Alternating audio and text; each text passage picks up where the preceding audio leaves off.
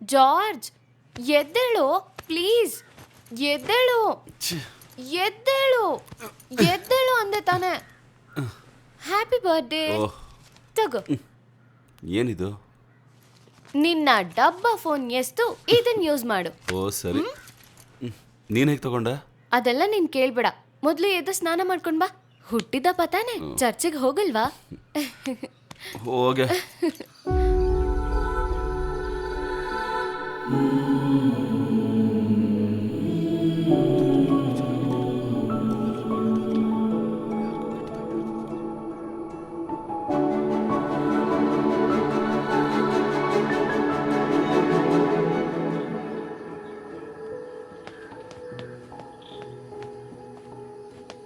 ಅಯ್ಯೋ, ಇಷ್ಟು ಬೇಗ ಬಂದ್ಬಿಟ್ಯಾ? ಎದಳ.